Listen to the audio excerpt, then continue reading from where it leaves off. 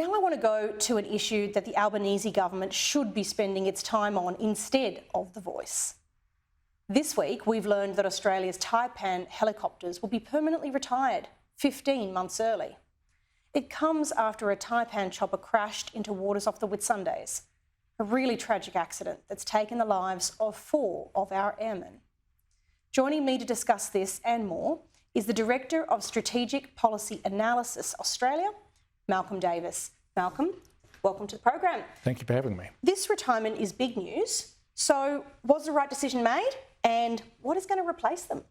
The right decision was made in the sense that there was no way you were going to fly these aircraft whilst an accident investigation was underway, which was going to last until the retirement date for the aircraft in any case.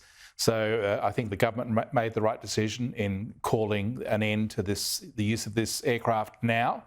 The challenge, of course, is that we need to fill a capability gap. We have the UH-60M Black Hawk, which is the next generation capability that we're acquiring from the Americans. We're acquiring 40 of those aircraft, but it's going to take time to get those aircraft. So in the interim, Army now has much reduced tactical mobility on the battlefield in terms of Army aviation capability. Well, that's a bit of a worry.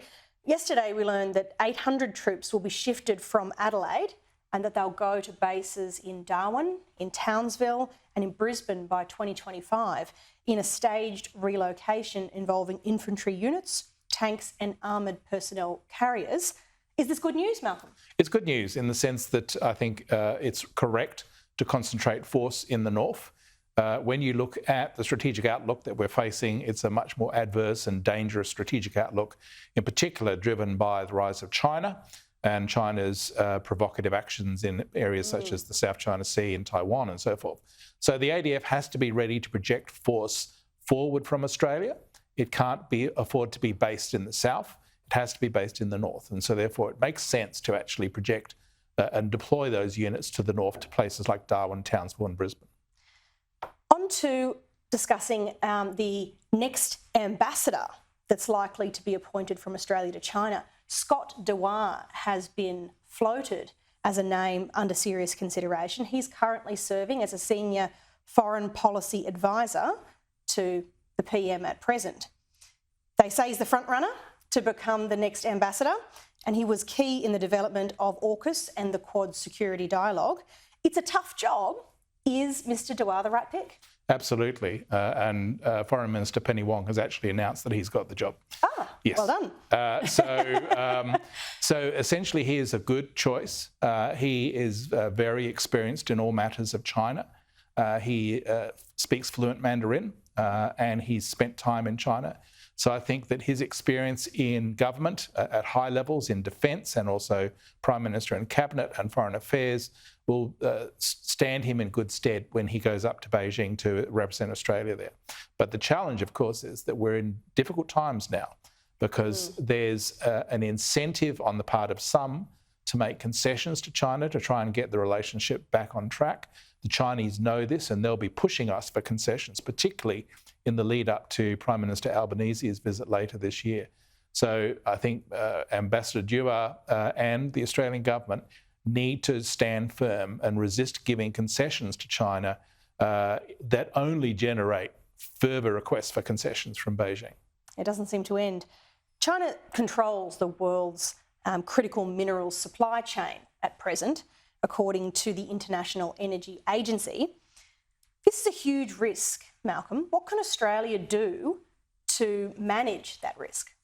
Look, I think we are well blessed in terms of rare earths and critical minerals ourselves. We should not keep them in the ground. We should be essentially using that resource to expand our influence globally in this particular area.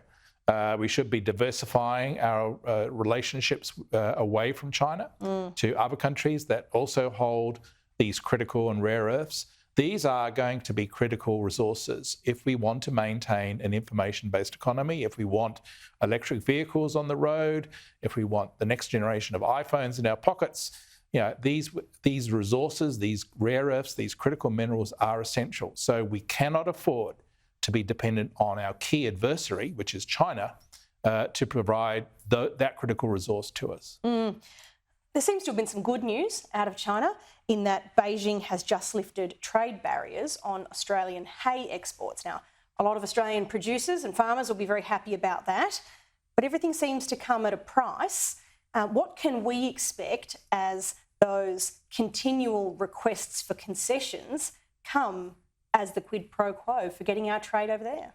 I think that is the concern, is that they'll make sort of minor concessions in terms of lifting trade barriers on hay, for example. They'll promise, yes, we'll lift trade barriers on wine, for example, but the price will be, well, you have to back away from AUKUS. Or you have to back away. That's a huge price to pay, isn't it? And I think that what the government needs to do is stand firm against Beijing, and when Beijing makes these demands of us, say no. We had the Chinese ambassador the other day basically saying that Australia was not allowed to send people to Taiwan. Now, that's appalling in the sense that you have a government in Beijing trying to dictate to us where we can and cannot send our people. So Australia does need to stand firm and ensure that it's not coerced by Beijing in return for some sort of illusion of good relations. Well, new Ambassador Duaz certainly got his work cut out for him. Malcolm Davis, thank you very much for your time and your expertise tonight. Thank you.